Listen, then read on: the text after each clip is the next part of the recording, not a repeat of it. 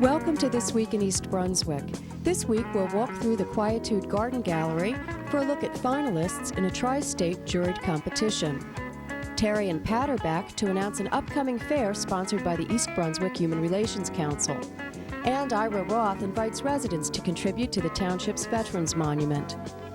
The East Brunswick Rescue Squad is always there for us. Now they're asking us to be there for them by donating money that will enable them to buy important equipment.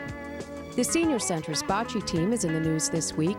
Members will travel on Sunday to the New Jersey State Games at Fort Dix.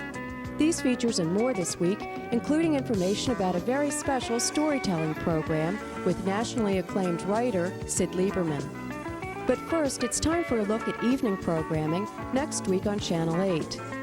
Tuesday night, watch for home decorating tips from the professionals at W. Berman Marketplace on EB18. That's at 7 o'clock. At 7:30 on Sports Talk, Phil Hill interviews the head coach of the Rutgers University football team, Doug Graber.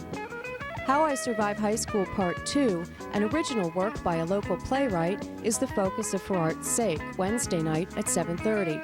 Guest host Steve Sackman talks with director Michael Taubenslag.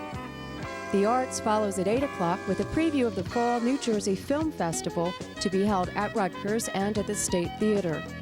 A new edition of this show, This Week in East Brunswick, will be on at 7 o'clock Thursday night. And at 7:30, Patty Sullivan profiles caregivers of people with Alzheimer's on aging aspects. For the Saturday rerun schedule and additional programming information, see the Community Bulletin Board.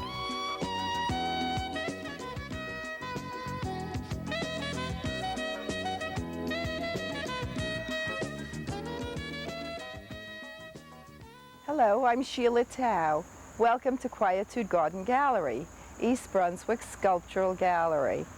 Our new show, which will be opening on September 25th, will be the two works of Jillian Jagger and Harold Sklar. Jillian Jagger is a world-renowned sculptor. She is also called an environmental artist because she uses things from the environment to create her sculpture. She uses large trees that have died in the forest, and then she gives them a new life by the method of chemicals and burning and carving. She creates wonderful works of art. Harold Sklar is an artist who has been working for about 40 years solely as a sculptor, and you will see some of his earlier works and some of his newer works. He has always worked in metals. He's worked in mild steel, he's worked in aluminum, he has worked in bronze. And you will get a chance to see what happens to an artist's work over 40 years. Also on the grounds until the end of the season, October 30th, are the finalists in the juried competition.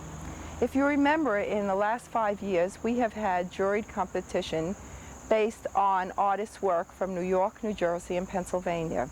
Our jurors for the last 3 years were George Siegel and Isaac Whitkin. This year, we have two women who are our jurors, Marsha Moss from Sculpture Outdoors in Philadelphia and Marion Griffith from the Sculpture Center in New York. And so it's a different mix of sculpture than you've seen in previous years. And the three finalists were, the best in show is David Krepley, who has this wonderful piece that is the use of vines and leaves and dead parts of trees. And he has reconfigured them into a beautiful sculpture. Now, the jurors thought so, and they awarded him first prize. The other two winners were Toni Putnam, and she works in bronze, and her work is called Horned Goddess. And when you see it, you'll say, oh yeah, that's a horned god, or a horned goddess.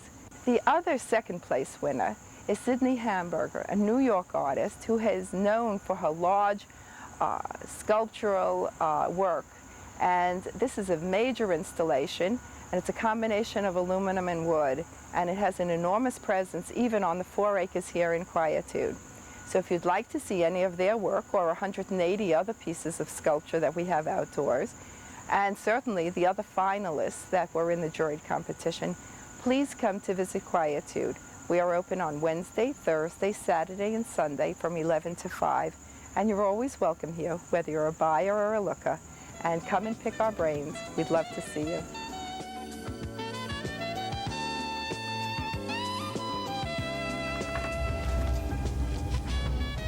Terry. What you doing? Oh, hi, Pat.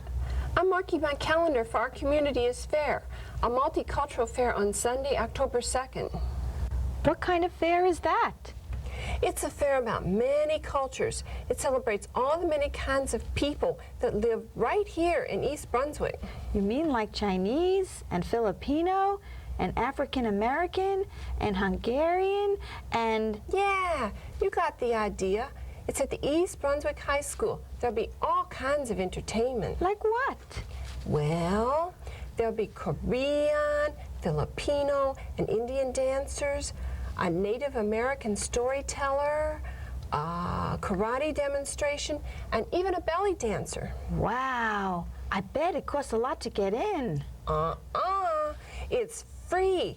And we can walk around and see all kinds of things that people made out of wood or glass or yarn. There'll be displays and balloons, and we'll meet lots of people from our community, like the Girl Scouts, the mayor, and maybe my cousin Jerry will be there.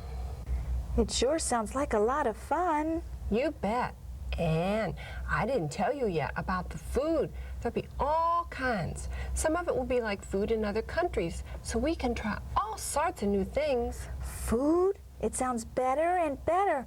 I'm getting hungry already. When does it start? At noon on Sunday, October 2nd. And things will be happening all the way to 5 o'clock. It will be on the school grounds off Summer Hill Road. Or what if it rains? Rain or shine, the fair will be fine. Wait, where are you going now? I'm going home to mark my calendar and to see when dinner's ready. I'm getting hungry. Bye. Bye. See ya on Sunday, October 2nd at the East Brunswick High School for Our Community is Fair. Bring lots of friends. Our Community is Fair is sponsored by the East Brunswick Human Relations Council and co-sponsored by many community organizations.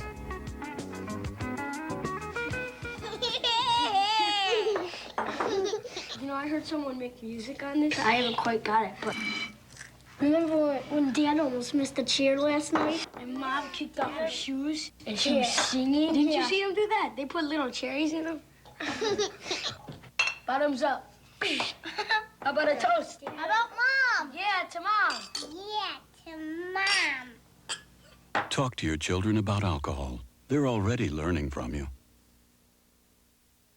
Hello, my name is Odette Cheney, and I'm one of the members of the East Brunswick Rescue Squad. Here with us today we have our captain, Lisa Grande, who oversees and supervises all operations at our squad, and Lieutenant Peter Sundak, who assists our captain. We'd like to take this opportunity to inform the community of the many services that are available to them. And we'd also like you to donate during our second and final phase of our 1994 fund drive. With less than half the community donating to date, we are in dire need of your donations. The Rescue Squad is 100% volunteer. We cover emergency medical services within the town and also Jaws of Life for motor vehicle accidents, for serious car accidents. We have approximately 70 members on the rescue squad, most of which that are emergency medical technicians. Our EMTs go through approximately 150 hours of training, some of it hands-on, some of it at the hospital, to become an EMT. We have to get tested by the state with a written exam and also a practical, which the state evaluators evaluate us on. Peter, how many calls do you answer a year? We're actually a very busy rescue squad. We answer in excess of 3,000 calls per year, averaging over 250 a month. This boils down to about $150 that it costs us per call. And where does the money come from? The money comes solely from the donations from the East Brunswick residents at our fund drive mailing time each year. And there are no taxes that figure into this. There's no tax as with the fire service. We depend solely on donations. And what do the funds go toward? Equipment and training, which is quite costly, such as the ambulance you see behind us. We have a new ambulance on the way. We'll be picking up in November. which is costing approximately $95,000. That's the going rate for a state-of-the-art ambulance today, as well as some new rescue tools that we're using for patient care, such as a cardiac defibrillator, which costs about $5,000, which goes along with costly training to train as EMTDs, which stands for Emergency Medical Technician Defibrillation. And this instrument is used to deliver electrical shock, like you see on television much of the time, to patients in cardiac arrest as a life-saving technique. Do members need to engage in continuing education? Yeah, they do. Every 3 years, they have to recertify their EMT by continuing educational units, which you must get 48 credits, which 24 are core and 24 are elective. So you have your 3 years from the time you get your EMT to do so. If you don't, then unfortunately you lose your certification. Why do you volunteer on the rescue squad? I enjoy it. I just like to help people. That's my main goal, is to just help people within the township. The rescue squad did a lot for my family, when I was younger, and I just looked at that and said, it's something I'd like to do. So that's how I really got involved. I do like to give back to the community, and it takes a certain type of person who really can endure and withstand it. It can be demanding at times, but we're a strange breed of people who kind of enjoy unwinding with the pressure. At times it can be very rewarding, and we really enjoy putting the work in. On behalf of the East Brunswick Rescue Squad, we'd like to wish our entire community the best of health for the remainder of 1994 and our upcoming new year. And we truly hope that you'll never be in need of our services. But if you are, please know that we're available 365 days a year, 24 hours a day, always on call, always there for you. Please help us by donating what you can and making our 1994 fund drive a success. Thank you. But why do they call me mad? Madmen know nothing. The disease has not dulled my senses, it sharpened them. Why, I can hear things in heaven, in hell itself. How then am I mad? Listen to how calmly I can tell you how I went about killing the old man. Hi, I'm Josephine Fiamingo, and I want to tell you about storytelling. Storytelling is for everyone. Storytellers perform all over the world, and a lot of the work that they do is done for adult audiences. On October 1st and 2nd, the library will have a nationally acclaimed award-winning storyteller and writer named Sid Lieberman. For adults only, there will be an evening with Sid Lieberman, The Intrepid Birdman, and other stories, followed by a special dessert and coffee bar on Saturday, October 1 at 8 p.m. Of Shoemaker Spiders and Symphonies, Tales from Around the World, a performance for families with children in first grade and up, will be held on Sunday, October 2nd at 2 p.m. Tickets for the evening performance are on sale at the circulation desk for $7 per person. Free tickets for the family performance are available at the Youth Services desk. The James Hess Folklore and Storytelling Festival is sponsored by the East Brunswick Friends of the Library. Thank you. Hello, my name is Fran Galina. I'm the director of the East Brunswick Department on Aging. We're here this morning at the Senior Center. The event that's taking place behind me is a bocce game. This season, the East Brunswick Senior Bocce team has grown from 6 to 14 members. They've been playing fairly regularly, at least 2 mornings a week. And they have enjoyed it tremendously. We've had some sponsorship from the Olive Garden by way of some shirts and caps for team identity. And 5 of our members have entered the New Jersey State Games, which will take place on Sunday, September 26th at Fort Dix. So they're having their regular morning, Wednesday morning game, and they're also practicing for the upcoming event. They have competed against North Brunswick on several occasions. New Brunswick has sent their scouts out, but we haven't been invited yet to play. I think maybe they're a little worried that the team's a bit strong for such a young organization.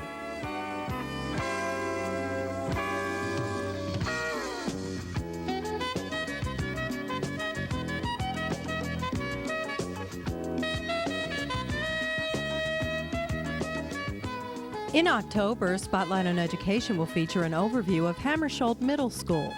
Superintendent of Schools, Dr. John Kopko, speaks with Principal Dr. Joanne Susko and looks at the school's various programs. Now let's talk about the curriculum. What is offered at Hammarskjold? We offer our students a very comprehensive program. The students take a double period of language arts, math, social studies, and science, which is taught by a team of house teachers. They have a cycle course which exposes them to different areas such as art, technology, foods, computers. And they also take an elective that is opposite the phys ed elective. Phys ed is offered on day one, and electives in the areas of band, orchestra, chorus, technology, or art are the day two electives. And then they are also able to take foreign language as an elective, and we offer 4 different languages at the school: Spanish, French, German, and Italian. Well, we do have some other tapes that were taken last year, and I'm wondering if you could tell us about the teachers and the classes that we're about to see. Yeah, one of the tapes is it takes place in a language arts class, which is our Verbal Gate program. Our Verbal Gate program is a language arts program for our gifted students in grades 6 and 7. Another class is a math class where they're doing a hands-on activity using algebra tiles. We also have a science class that is using computers to dissect a frog, which is a really great use of the technology in the science area. And we'll also see an art class, which is taught by Mrs. Carol Grand, and a band rehearsal, which is done by Mr. Joe Zinkowitz. Great, let's take a look at those tapes now. Take out your algebra tiles. Suppose you have in your algebra tiles 2 bars plus 3. And I tell you to buy 2 sets. Show me with your algebra tiles 2 bars plus 3. 2 bars plus 3. James, why don't you show us 1 set, 2 bars plus 3 on the overhead.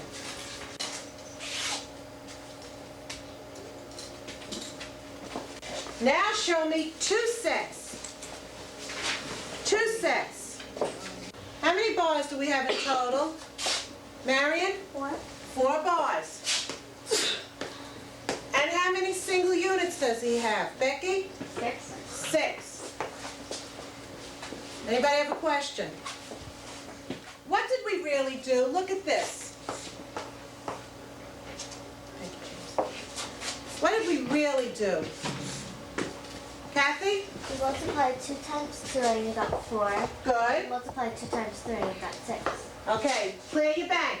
Make your deposits in your bank. Remember, bars on the left. All right, this is the culminating activity to Animal Farm.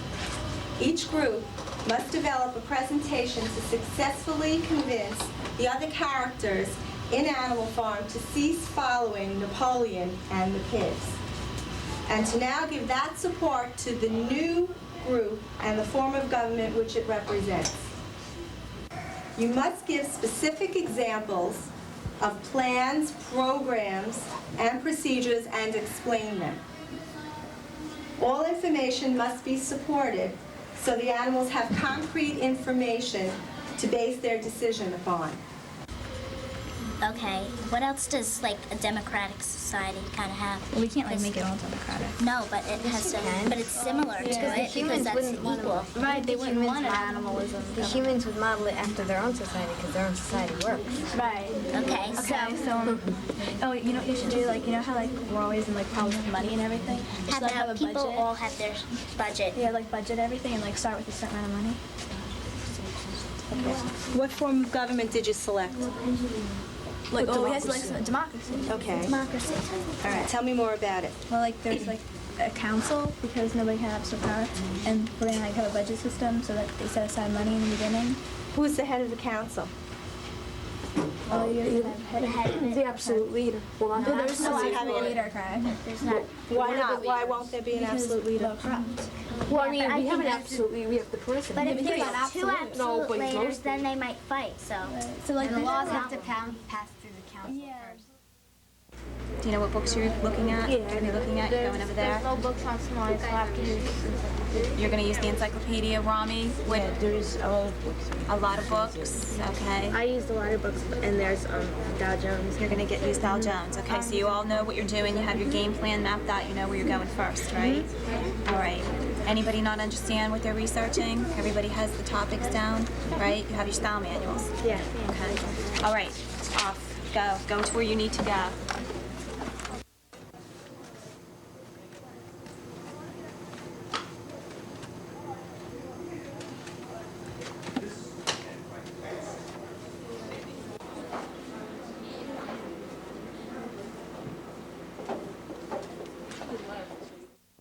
What we are doing today is studying about the frog, the evolution, how the human organs are more complex than the frog's organs.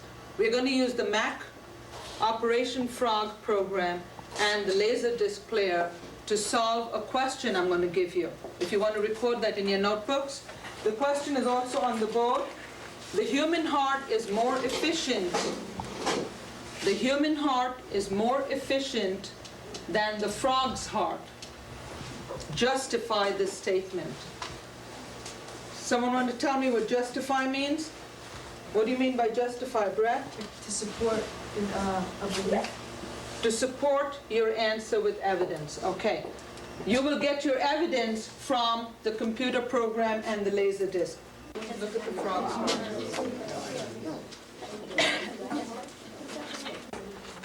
And go to the notes.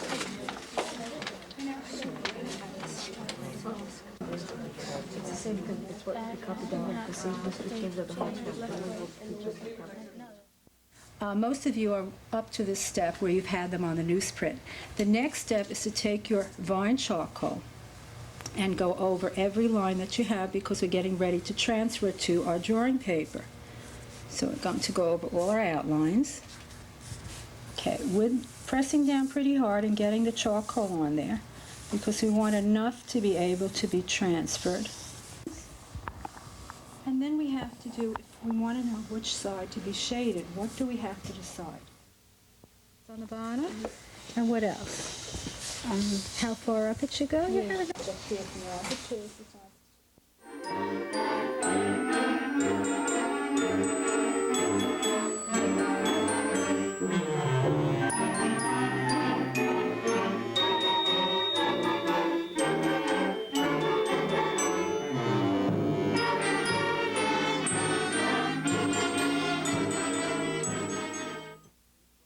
My name is Ira Roth, commander of the East Brunswick Jewish War Veterans. I'm here today as a spokesman for the East Brunswick Veterans Alliance. By now you should have received in the mail a pamphlet explaining the East Brunswick Veterans Memorial, such as this. We are here today at the site of the memorial. Contributions have been coming in and construction is projected to begin after the first of the year, in time for our Memorial Day ceremonies. The committee on this project, from the mayor and his staff, the town council, past mayors and dignitaries, as well as the veterans organizations, have worked many months in selecting a monument and surrounding area that will be most appropriate in honoring those men and women that have served and will serve in the future in our armed forces. This monument is not only to be utilized for Veterans Day and Memorial Day. We hope to coordinate with the Board of Education that classes will visit the monument and be made aware of the wars and conflicts that our country has participated in order for us to be the leading democracy in the world today. The public schools will be conducting an essay contest in the coming months, the subject being what Memorial Day means to me. The veterans organizations will present a plaque and savings bond to each winner at the dedication ceremony. We believe this monument will be a proud addition to East Brunswick. Your donation could have somebody in mind, a buddy that you were in the service with, a grandparent, a parent, a relative, or a neighbor. Join the rest of us in making this monument a reality. Send in your contribution today. Thank you. Hi, my name is Bharat Choksi. And I'm Rebecca Brenowitz, and we're members of the East Brunswick Human Relations Council. We are planning a special event on Sunday, October 2nd from 12 noon to 5 p.m. The event will be held on the grounds of East Brunswick High School. The event is called Our Community is Fair, and it is sponsored by the East Brunswick Human Relations Council and various community organizations. There will be 3 areas of attraction: entertainment, American and ethnic foods, and arts and crafts from many vendors. The free entertainment will include Korean dancers, folk dances from India, Middle Eastern and Israeli dancers, Native American dances, as well as African cultural music. On the food side, we will have exotic and American foods like tandoori chicken, shish kebab, falafel, samosa, gyro, kebab, fried wonton, bulgogi, pierogies, egg rolls, dumplings, Italian ice, and traditional American food like chicken wings, burgers, and hot dogs. On arts and crafts side, more than 25 vendors will exhibit children's clothes and toys, Christmas ornaments, Judaica and Hanukkah art pieces, wooden ceramic carvings, African arts, porcelain, t-shirts, and jewelry. A local karate school will demonstrate their art. We will also have our all-time favorite clown, puddings. The event will be held indoors if it rains. Let me remind you that a major role of the Human Relations Council is to help people appreciate and understand the benefits of diverse cultures. So please block out Sunday, October 2nd on your calendars. We hope to see you at the high school.